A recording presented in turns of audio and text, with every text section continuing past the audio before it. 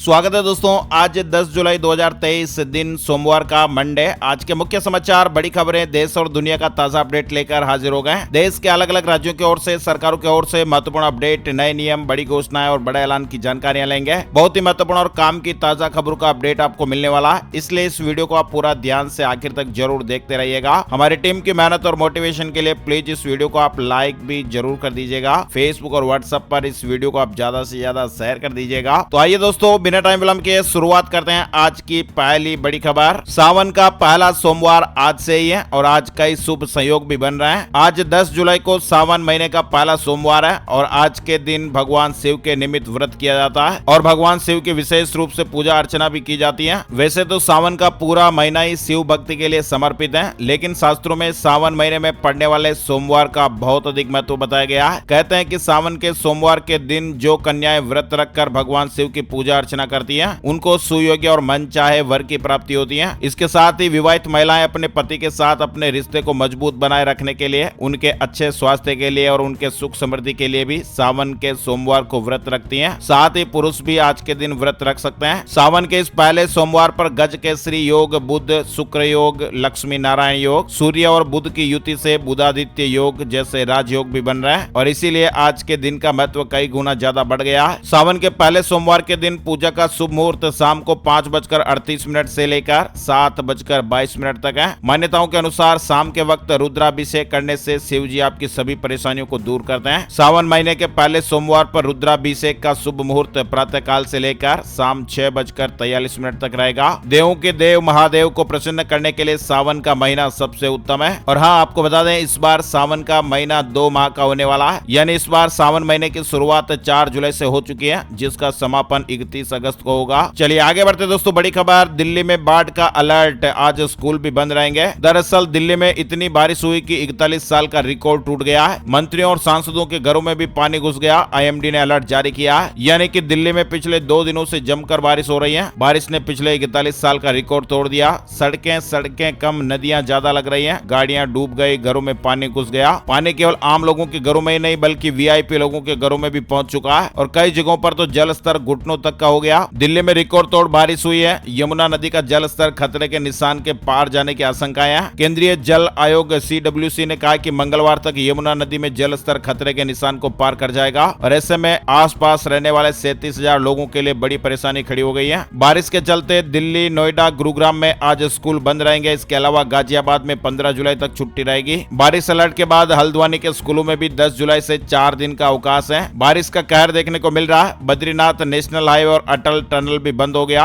आसमान से बरस रही आफत, उत्तराखंड में बारिश के बाद भूस्खलन से हाईवे सहित 165 सड़कें बंद हो गई। उत्तराखंड में भी भारी बारिश का दौर चल रहा है। बड़ी संख्या में सड़कें बाधित हुई हैं। यातायात के साथ ही जनजीवन भी बुरी तरह प्रभावित हो गया। कई जगहों पर यात्री फंस गए। वहीं दिल्ली से जुड़ी बड़ी खबर आप देख सकते हैं कि भारी बारिश के बीच हरियाणा ने यमुना में छोड़ा 1 लाख क्यूसेक पानी। दिल्ली सरकार ने बाढ़ की चेतावनी जारी की है, यानी दिल्ली में यमुना नदी के पास स्थित निचले इलाके बाढ़ के लिहाज से संवेदनशील माने जाते हैं और वहां पर करीब 37,000 लोग रहते हैं, जिसे देखते हुए अलर्ट जारी किया गया है। चलिए बड़ी खबर की बात करते हैं। पश्चिम बंगाल पंचायत चुनाव में हिंसा और बवाल के बाद बड़ा ऐलान हुआ। 697 बूथों पर आज फिर से वोटिंग होगी। पश्चिम बंगाल में पंचायत चुनाव के दौरान हुई हिंसा के बाद कई जिलों के कुल 697 बूथों पर सोमवार को फिर से मतदान कराए जाएंगे। राज्य चुनाव आयोग ने इस तरह की जानकारियां दी है। वहीं सीमा और सचिन के लिए आगे की राह आसान नहीं। कोर्ट मैरिज के लिए पाकिस्तान दूतावास से एनओसी लेनी होगी। एंटी बेल के लिए हाईकोर्ट भी जा सकती है पुलिस। दरअसल पाकिस्तान की जो महिला है सीमा गुलाम हैदर और उसके प्रेमी सचिन को भले ही कोर्ट से जमानत मिल गई है, लेकिन उनकी आगे की राह फिलहाल आसान नहीं है। जेवर सिविल कोर्ट ने सीमा और सचिन को इस शर्त पर जमानत दी है कि वे न तो देश छोड़कर जा सकते हैं और न ही अपना पता बदल सकते हैं। वहीं बड़ी खबर, दिल्ली के लिए टोकन खरीदना और कार्ड रिचार्जिंग का झंझट खत्म हो गया। DMRC ट्रेवल ऐप के जरिए आप दिल्ली मेट्रो का टिकट खरीद सकते हैं। ऐप से खरीदे गए QR टिकट दिखाकर एंट्री एग्जिट होगी। टोकन खरीदने या रिचार्ज के लिए लंबी लाइन से आपको छुटकारा मिलेगा। व्यापारियों से जुड़ी बड़ी खबर, अब GST से जुड़े मामलों में ईडी सीधे ही दखल दे सकेगी। व्यापारियों के संगठन ने फैसले पर चिंता जताई है। केंद्रीय वित्त मंत्रालय ने 7 जुलाई को एक नोटिफिकेशन जारी किया, जिसमें GST के मामलों में PMLA की कार्रवाई का अधिकार दिया गया, यानी कि GST में गड़बड़ी होने पर ईडी व्यापारियों पर PMLA के अंतर्गत कार्रवाई कर सकेगा। और इसको लेकर देश और दिल्ली में व्यापारियों के शीर्ष संगठन chamber of trade and industry ने चिंता जताई है। फेक बिल बनाने वालों पर सरकार ने शिकंजा कसा, जीएसटी से उनकी पूरी पोल खुलेगी। वहीं कारोबारियों को अब वापस करना होगा ज्यादा इनपुट टैक्स क्रेडिट, जीएसटी के नियम से खलबली मच गई है। वैसे जीएसटी परिषद की 11 जुलाई को होने वाली 50वीं बैठक में समिति की सिफारिशों पर अंतिम निर्णय लिया जा सकता है। जीएसटी परिषद की मंगलवार को बैठक होनी है और इसमें कई बड़े फैसले लिए जाएंगे। और इसी बीच जीएसटी परिषद का एक नया कानून जिसकी चर्चाएं चल रही हैं, इस नए कानून के तहत यदि किसी कंपनी या कारोबारी ने अधिक इनपुट कर क्रेडिट यानी आईटीसी का दावा किया तो उसे इसकी वजह बतानी होगी या फिर एक्स्ट्रा राशि सरकारी खजाने में जमा करानी होगी। वहीं बड़ी खबर है, आदि पुरुष यूट्यूब पर एचडी में लीक हो गई। 20 लाख से ज्यादा लोगों ने इस फिल्म को देख लिया, मेकर्स को चपत लगी है। वैसे आपको बता दें, फिल्म आदि पुरुष एक दो नहीं बल्कि कई यूट्यूब चैनल पर लीक हुई है। फिल्म को लगातार लोग देख भी रहे हैं और ऐसे में इस फिल्म की कमाई पर इसका सीधा असर देखने को मिल रहा है। इस तरह की मीडिया रिपोर्ट्स और खबरें। वहीं बड़ी खबर है कि मजदूरी करके पति ने पढ़ाया, नौकरी लगने के बाद बोली पत्नी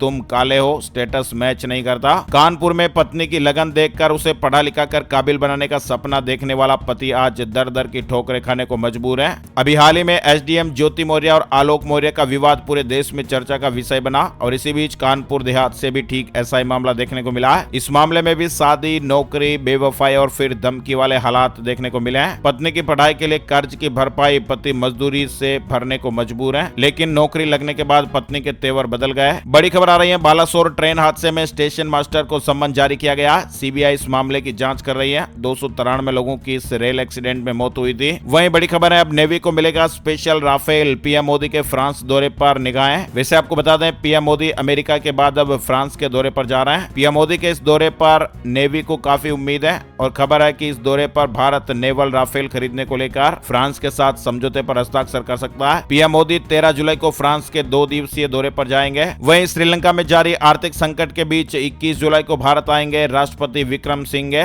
पीएम मोदी से मुलाकात करेंगे। राष्ट्रपति बनने के बाद विक्रम सिंघे की ये पहली भारत यात्रा होगी। वहीं अर्धसैनिक बलों के लाखों जवानों को झटका लग सकता है। सुप्रीम कोर्ट ने पुरानी पेंशन के आदेश पर फिलहाल स्टे लगा दिया है, यानी केंद्रीय अर्धसैनिक बलों के लाखों जवानों का पुरानी पेंशन मिलने का सपना फिलहाल रुक गया।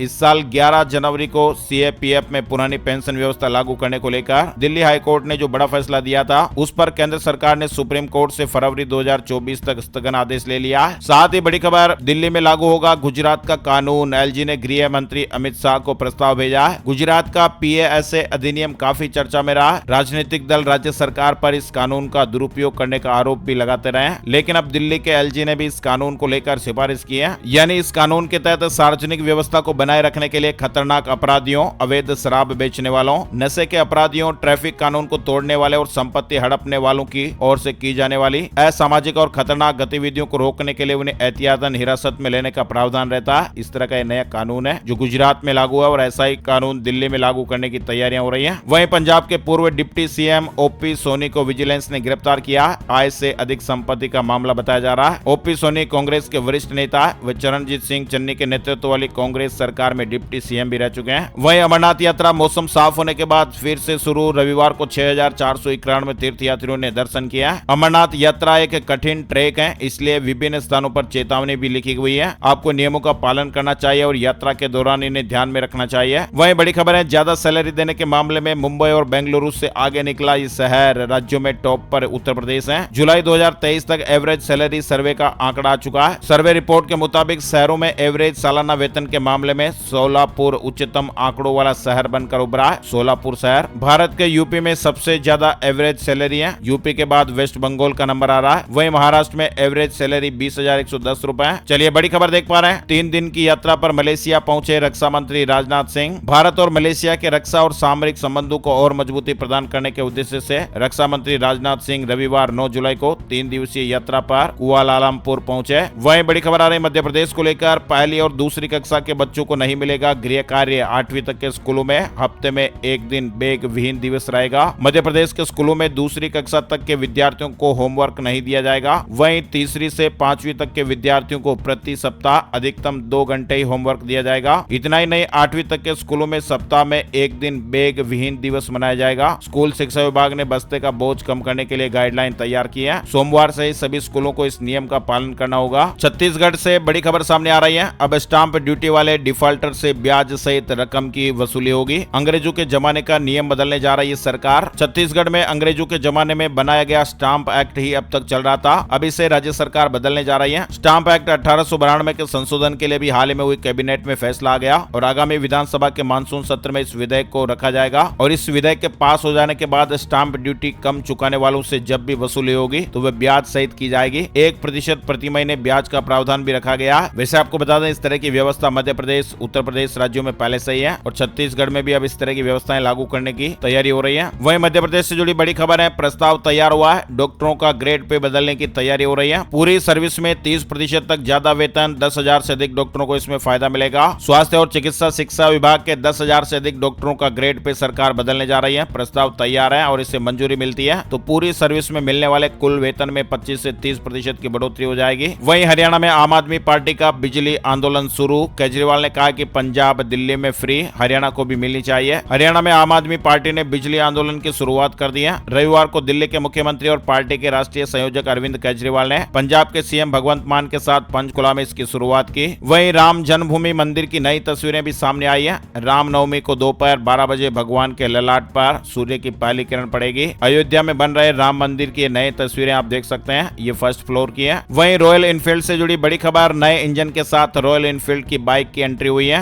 क्लासिक से लेकर कॉन्टिनेंटल तक शामिल है। नए एमिशन नियमों के चलते रॉयल एनफील्ड ने भी बाइक को अपडेट किया है। इंडिया में इस साल नए एमिशन नियम लागू हो गए। अब ऑटो कंपनियों को कम कार्बन एमिशन पैदा करने वाली गाड़ियां बनानी होगी। इससे पोल्यूशन को कंट्रोल करने में मदद मिलेगी। वहीं कर्मचारियों को नियमित करने का मामला, मुख्यमंत्री भूपेश बघेल के निर्देश के बाद मंत्रालय में नियमितीकरण की हलचल तेज हो गई है। छत्तीसगढ़ से जुड़ी बड़ी खबर है। भूपेश कैबिनेट की 6 जुलाई को बैठक में प्रदेश के अनियमित, संविदा और दैनिक वेतनभोगी कर्मचारियों को नियमित करने का मामला आया। इस प्रक्रिया में आगे बढ़ने के लिए मुख्यमंत्री भूपेश बघेल ने सीएस अमिताभ जैन को निर्देश दिए हैं और इसके बाद अब मंत्रालय में हलचल तेज हो गई है। वहीं एनएसएस इंटरेस्ट रेट से जुड़ी खबर है। सरकार ने बढ़ा दिया इन योजनाओं पर ब्याज। जुलाई से सितंबर तक आपको फायदा मिलेगा। सरकार ने छोटी बचत योजनाओं की ब्याज दरों को बढ़ाया है। हर 3 महीनों के बाद इनकी ब्याज दरों को रिवाइज किया जाता है। सरकार ने इस तिमाही यानी जुलाई से सितंबर 2023 के लिए कई लघु बचत योजनाओं की दरों को बढ़ा दिया है। इसके अलावा रिलायंस ने एक बड़ा फैसला लिया है। अब कंपनी फ्री में बांटेगी जियो फाइनेंशियल के शेयर्स। 20 जुलाई को आवंटन होगा। मुकेश अंबानी की कंपनी ने अब एक और बड़ा फैसला लिया है। रिलायंस इंडस्ट्रीज के शेयरधारकों को हर एक शेयर के लिए बदले में एक जियो फाइनेंशियल सर्विस का शेयर भी मिलेगा। वहीं मध्य प्रदेश में लाडली बहना योजना से जुड़ी बड़ी खबर है। 1.25 करोड़ बहनों के बैंक खातों में आज सोमवार को दूसरी किस्त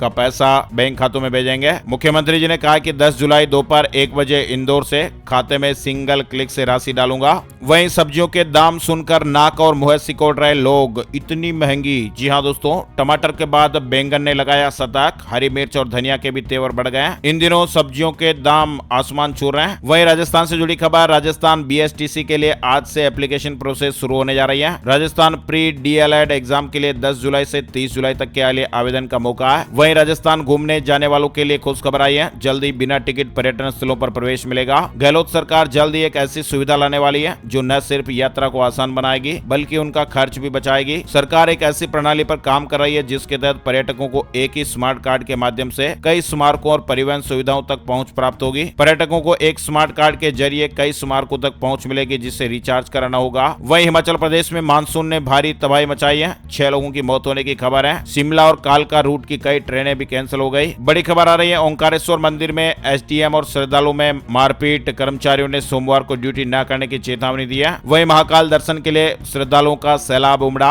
सोमवार को प्रोटोकॉल और शीघ्र दर्शन व्यवस्था भी बंद रहेगी। श्रावण में भक्तों की सुविधा को देखते हुए महाकाल मंदिर प्रशासन ने विशेष इंतजाम किया है। छत्तीसगढ़ में स्वास्थ्य कर्मचारियों की हड़ताल जारी है। मंत्री टीएस सिंहदेव ने कहा आंदोलन उचित नहीं। हजारों स्वास्थ्य कर्मचारियों के अनिश्चितकालीन हड़ताल पर चले जाने से स्वास्थ्य व्यवस्थाएं चरमरा गई हैं। अब मरीजों का इलाज भी प्रभावित होने लगा है। वहीं छत्तीसगढ़ में महिला यात्रियों की सुरक्षा के लिए बड़ी पहल। 30,000 बसों में लगेगा जीपीएस युक्त पैनिक बटन। छत्तीसगढ़ के यात्री बसों में महिलाओं और स्कूली बसों में छात्रों की सुरक्षा को सुनिश्चित करने के लिए जीपीएस युक्त पैनिक बटन लगाने की तैयारियां तेज हो चुकी हैं। बड़ी खबर है, एसडीएम ज्योति मौर्य और आलोक मौर्य को लेकर झूठ बोलकर हुई थी आलोक की शादी।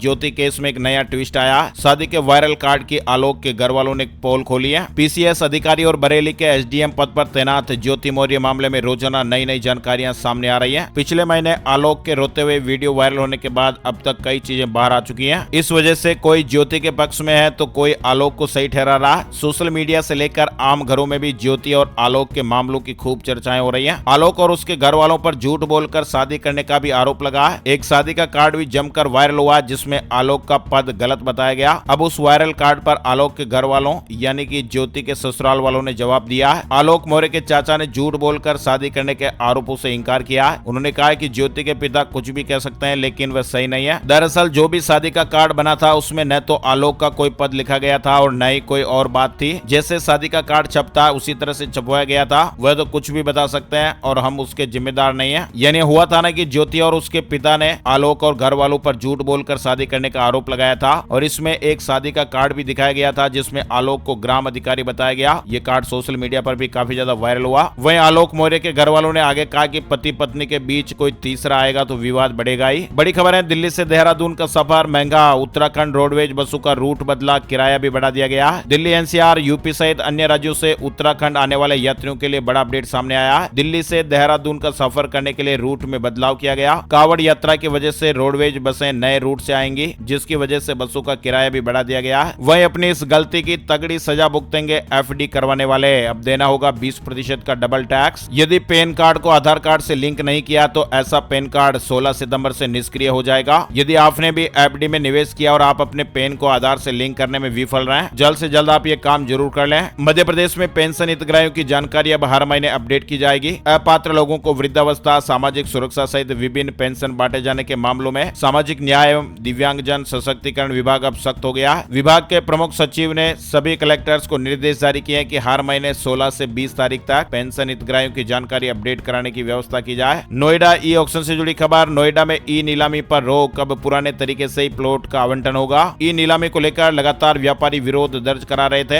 अब प्रशासन ने ई नीलामी पर रोक लगा दी है। पुराने तरीके से प्लॉटों का आवंटन किया जाएगा। इसके अलावा शिक्षा विभाग बिहार ने एक बड़ा आदेश जारी किया है। अब रिटायर्ड शिक्षकों को मिलेगा रोजगार, हर महीने मानदेय मिलेगा। बिहार सरकार और शिक्षा विभाग ने बहुत ही बड़ा निर्णय लिया है। शिक्षा विभाग के अपर मुख्य सचिव ने निर्देश जारी किया कि राज्य के सभी प्रखंडों में 3-3 प्रखंड साधन सेवी की तैनाती की जाएगी और इसके लिए सेवानिवृत्त शिक्षकों का चयन प्रखंड साधन सेवी के रूप में किया जाएगा। इसके तहत शिक्षा विभाग हर साधन सेवी को प्रति महीने 20,000 रुपए मानदेय भी देगा। वहीं बड़ी खबर, एयरटेल ने लॉन्च किया नया ब्लैक प्लान। ओटीटी सब्सक्रिप्शन के साथ डीटीएच कनेक्शन भी मिलेगा। एयरटेल ने अपने ग्राहकों के लिए ब्लैक प्लान पेश किया है। इस प्लान में भी यूजर को नॉर्मल रिचार्ज की तरह ही फ्री वॉइस कॉलिंग और डेटा तो मिलेगा ही, साथ में ओटीटी प्लेटफॉर्म का सब्सक्रिप्शन भी मिलेगा। सोने चांदी के रेट अपडेट शनिवार और रविवार को नहीं आते हैं। अब बात कर लेते हैं दोस्तों वेदर न्यूज एंड एनालिसिस में संपूर्ण भारत का आज 10 जुलाई 2023 का मौसम पूर्वानुमान। मौसम की जानकारी देने वाली संस्था स्काईमेट के अनुसार अगले 24 घंटों के दौरान जम्मू कश्मीर, हिमाचल प्रदेश, उत्तराखंड, पंजाब, उत्तर पश्चिम उत्तर प्रदेश, गुजरात, दक्षिण पूर्वी राजस्थान,